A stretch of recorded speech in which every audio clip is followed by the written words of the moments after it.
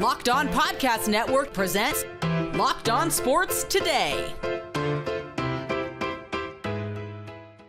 The Thunder even their series with the Nuggets after a defensive struggle in Game 4. Cavs blown out of the water by the Pacers. And two of the NFC's best teams are set to regress this season. I'm Peter Bukowski, starting your day with the can't-miss stories and biggest debates in sports. You're Locked On Sports Today. Searching all major sports. Found. Let's start with the biggest story. The Nuggets Thunder series arrived in Denver all square.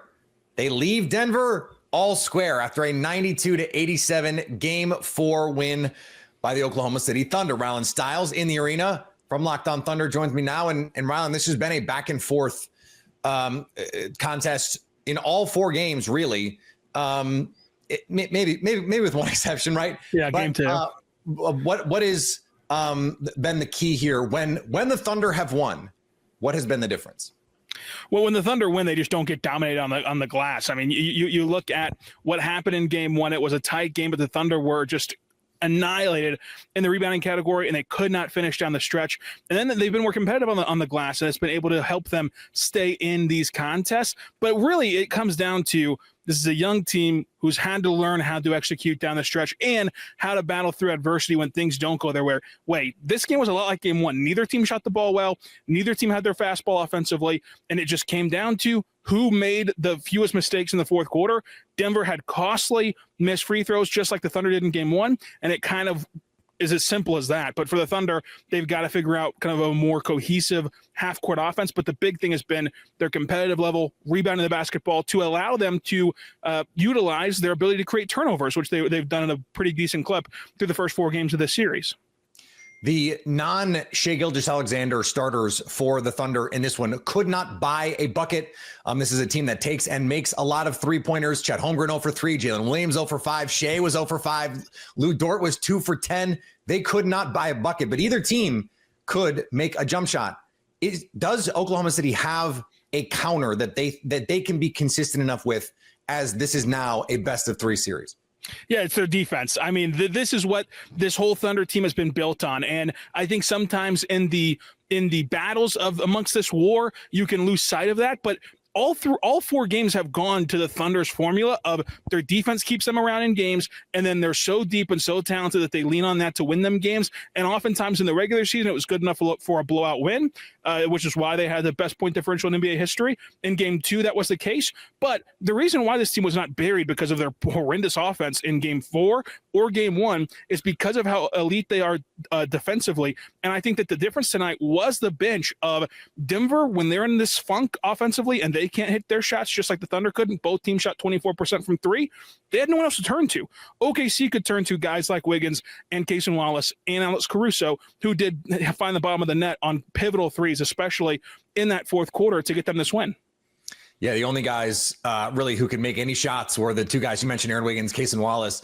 8 points in the first quarter for Denver in this one and 18 in the fourth quarter. That's really the difference. You mentioned it, the defense. What are they doing so effectively in particular to make the most efficient volume scorer in the league this season, Nikola Jokic, have to work so hard? I mean, they're just harassing Nikola Jokic, and they are playing into his body at the catch point and on, and even beyond that, whenever he's off the ball, he's not able to relocate around the court as freely as he would like to. And I think that tonight it might have worked against him, where tonight was the first night where it felt like he let the officials influence his game offensively. He wasn't initiating the contact as well as he was in Game 1. He wasn't bumping guys first. He was kind of a little timid, if you will, to get called for offensive fouls, which to his defense, like given the way that the Game 2, 3, and now 4 have gone for the officials, how could you not be timid? But I think that in Game 1, what allowed Jokic to have such success was he punched first. He lowered his shoulder first into guys whenever he was jockeying for position, and he dictated how the game was called because of his physicality. And the thing with Jokic is when he hits you first and he moves you, now you're off kilter, now you're out of position, and when you're out of position on scores like Shai and Jokic, you have to foul them or concede the bucket. And that's where in Game 1, Holmgren was in foul trouble. Hartenstein's in foul trouble. all the Thunder front court's in foul trouble because Jokic was the aggressor. I don't think he's been the aggressor in this game that he should have been. And I also want to give him the not excuse, but explanation of the elbow. I mean, like, at some point, I know he wants to be seen as this guy who will fight through anything. At some point, it's okay to say, hey, this guy's hurt. He's battling. He's a warrior. I'm impressed by his ability to fight through that elbow injury. But some of the shots he missed tonight, and especially in game 3, 0 for 10 from 3, you look at them and say he should have made them. Even though the Thunder played good defense, even though the Thunder contested the shot, there's shots that Jokic makes most of the time that he has not made in this series. And so a combination of those two factors, I think, is the big deal. You can stay up to date all year on the Oklahoma City Thunder by subscribing to Locked On Sports Today and Locked On Thunder on YouTube or your favorite podcast app. Your Locked On Sports Today. Coming up, the Pacers are one game away from knocking off the number 1 seed in the East. Before we get to that, the Rockies got rocked, and now their manager is gone. There's nothing like the energy of a live game. Whether it's catching a last-minute Major League Baseball showdown or soaking up the excitement of an NBA matchup, finding great seats at a great price, though, that used to be a challenge until I found Game Time. With last-minute deals, all-in pricing, and the lowest price guarantee, Game Time takes the guesswork out of buying tickets. Plus, ticket prices actually drop as the beginning of the game gets closer, so you can score amazing seats at a great price. Take the guesswork out of buying tickets with Game Time. Download the Game Time app, create an account, and use code LOCKEDON for $20 off your first purchase. Terms apply. Again, create an account and redeem code LOCKEDON for $20 off. Download Game Time today. What time is it? Game Time. After losing by 21 runs Saturday night, they lost by 3 touchdowns. The Colorado Rockies made a managerial move that felt as inevitable as it was overdue, perhaps, if you're a Rockies fan. Bud Black is out after 9 seasons and 690 losses, despite being the winningest manager in franchise history.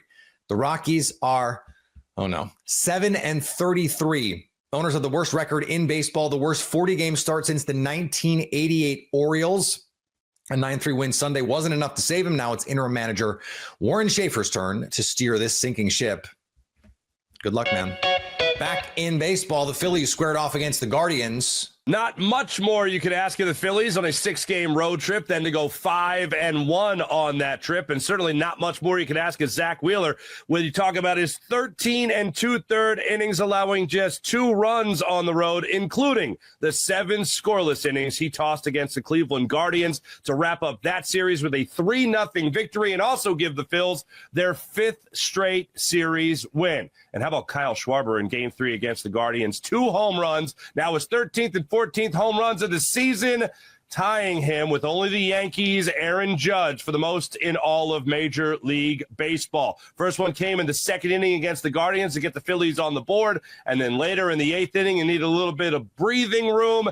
Aaron missed his spot terribly, came over the middle of the plate, missed his spot. Kyle Schwarber did not miss the pitch. He drove that one way out of there for that 2-run home run. And the Twins walked off the Giants to cap off a series sweep. The winning streak is 8, and the Twins are feeling great as they walk off the Giants in extras and complete the sweep with a 7-6 win. It's a perfect homestand, and your Twins are over 500 for the first time this season at 21-20. I'm Brandon Warren with your Locked On Twins post-game minute. In a day of snapping streaks, Royce Lewis snapped an 0 for 36 that extended all the way back into last season with a, you guessed it, bases loaded game-tying single in the bottom of the 6th. Then Deshaun Kiersey Jr., who entered for defensive purposes in the bottom of the 6th, snapped an 0 for 17 when he jabbed a 95-mile-per-hour sinker from Ryan Walker that was middle in down the left field line for the game-winning run in the bottom of the 10th. Fun fact, the Twins have won their last 4 straight games when opponents have scored first. Before that, they were 4-15 in those games. Up next, off day on Monday, and then they head to Baltimore to face the Orioles. Second time in a very little bit of time that they're taking on the Orioles, wrapping up that Orioles series early. The matchup in the opener, Simeon Woods Richardson against Cade Povich. First pitch, 5:35 p.m. Tuesday evening. We'll have full coverage. Locked On Twins. After going down 0-2 to the Pacers, the Cavaliers responded, then promptly got their soul crushed in Game 4. Locked On Cavs host Danny Cunningham discussed Cleveland's demoralizing loss. The Cavs had the opportunity after losing Game 1 because they were not ready for the Pacers' tempo, losing Game 2 because they could not close, They come to Indianapolis with the opportunity to get back in this series. They take care of business in game 3. They played really well. Donovan Mitchell was great. Really nice win. Lot to be happy about from Friday. And then you fast forward to Sunday, and they have the chance to tie the series up at 2 and go home 2-2. You've won the last 2. Then if you don't win in 5 and 6, you've got game 7 at home. That's what you could feel good about. Instead, the game was played here in Gainbridge Fieldhouse. I don't know where the Cavs were, but the Cavs did not show up for this game. Nobody had a good game for them. They played with no force. They played with no physicality. They looked like a team that was exhausted. And maybe they are tired. Maybe this last week has been a lot on them, considering some of the injuries and the fact that they had to mentally get past to game 2. And like all that stuff can be true. But ultimately, the way I look at it, with the state of this team in terms of their health, with Darius Garland, with Evan Mobley, with now Donovan Mitchell, who did not play in the second half of this game because of a sprained ankle. He did tell Cleveland.com, and I believe The Athletic as well, that he will play. He will be there for game 5 on Tuesday. Kenny Atkinson said Donovan's going to get an MRI on Monday. We'll see what happens. I'm recording this at 1:15 in the morning on Monday after game 4, so I have no idea. I would expect he's going to try and play. If he plays, great. How effective is he going to be? I don't know. But with where this team is at health-wise, coming back from down 3-1 is not just coming back from down 3-1. Coming back from down 3-1 is doing it while you're nowhere near your best. Like this, the version that we've seen of the Cavs in this series is so far removed from what the best version of the Cavs this year was. And I think that is the thing ultimately. Like the injuries have certainly played a part in that. There's no doubt about that. Not having Evan Mobley for a game mattered big time. Not having Darius Garland for 2 games mattered big time. The version of Darius Garland that we're currently seeing is not the all-star version of Darius Garland. That all matters a lot, and you have to provide that context. But there's no way to paint this other than a massive disappointment. This game was a massive disappointment. This series so far has been a massive disappointment. Now, if they come back from down 3-1 and win the next 3 and beat the Pacers in 7 and advance to the Eastern Conference Finals, that'll change things. But I'm really searching right now to find reasons to think that could happen. Like what I keep coming back to, and if you've been listening to this podcast throughout this series, it is at some point the Cavs have to start shooting the basketball better. That wasn't in game 4. They've not, I don't believe, and let me pull this up because I don't know the final stats. But their starting 5 did not shoot the ball well. They shot 40% from 3, partially because Jalen Tyson hit 2. Isaac Okoro hit 2 in the fourth quarter. Chuma Okeke hit 1. Like they hit 5 threes. They went 14 of 35.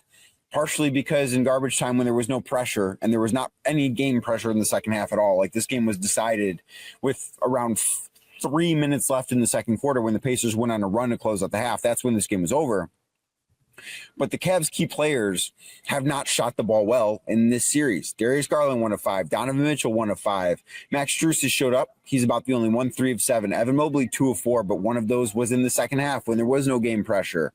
Ty Jerome 1 of 1. That came in the second half when there was no game pressure. DeAndre Hunter 0 of 2. Sam Merrill 0 of 2.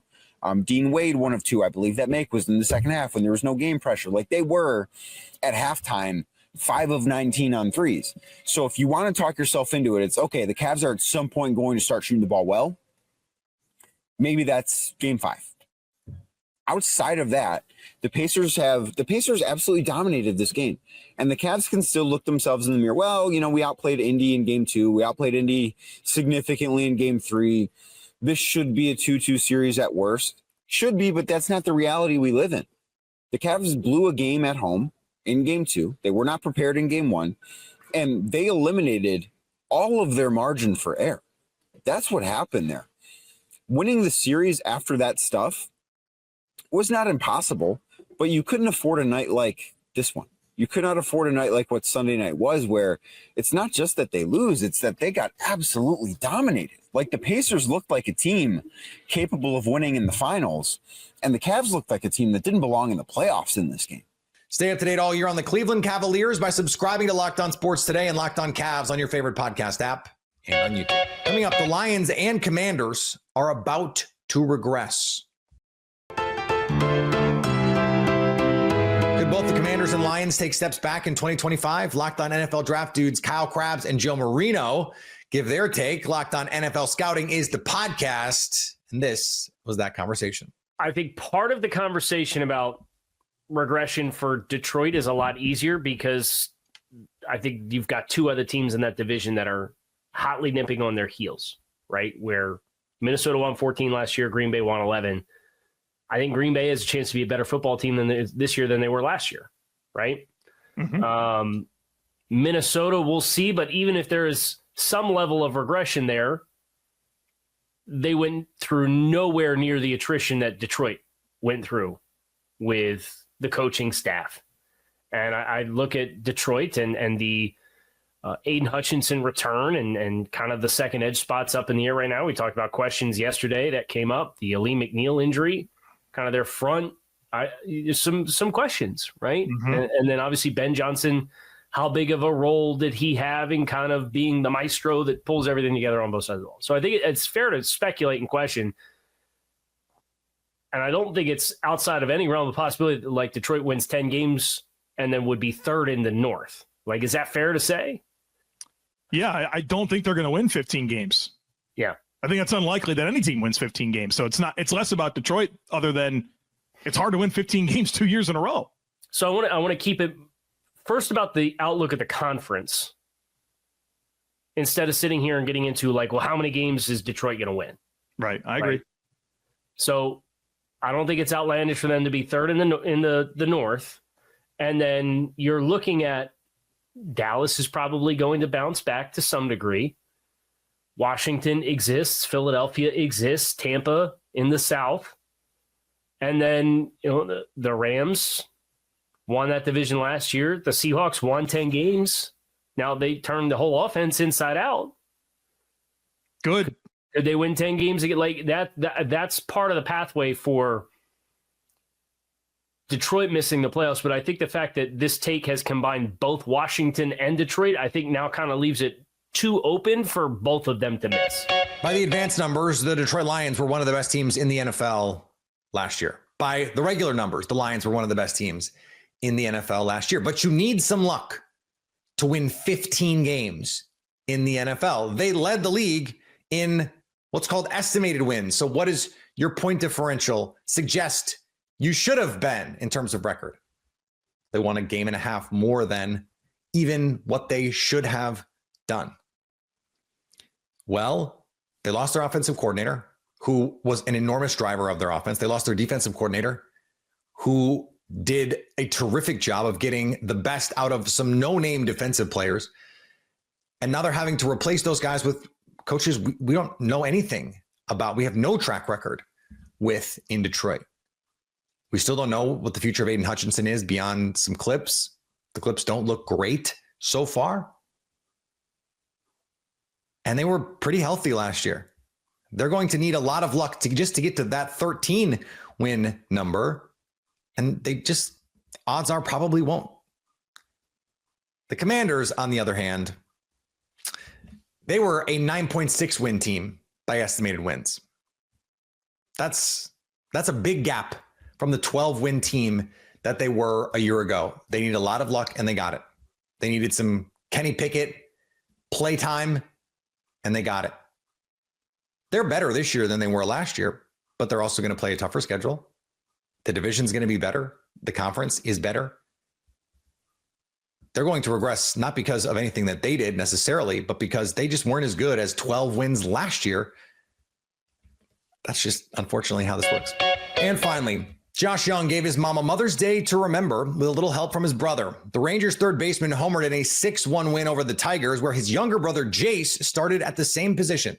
Their mom Mary delivered the game ball pregame, flanked by each son. According to Elias, Josh's home run marked the first time a player's gone deep against his brother's team on Mother's Day in over 100 years. Baseball families don't get moments much cooler than that. No one does, frankly.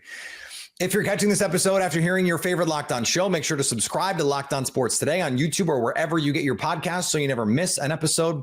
Also, if you're a new subscriber to Locked On Sports Today, we're here for you with the biggest stories in sports every day. Coming up, will the Knicks push the Celtics to the edge of elimination? So at least until tomorrow, stay Locked On Sports Today. Locked On Podcast Network presents Locked On Sports Today.